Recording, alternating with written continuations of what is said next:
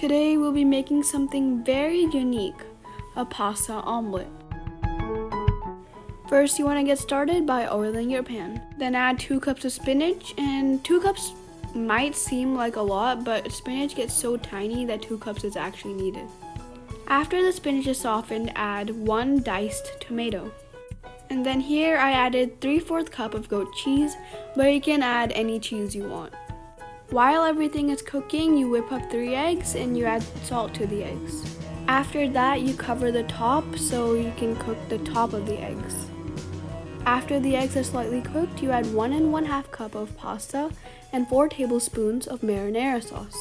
Mix everything, wait for the marinara sauce to heat up, and then you're done. If you enjoyed this unique and simple recipe, please like and subscribe.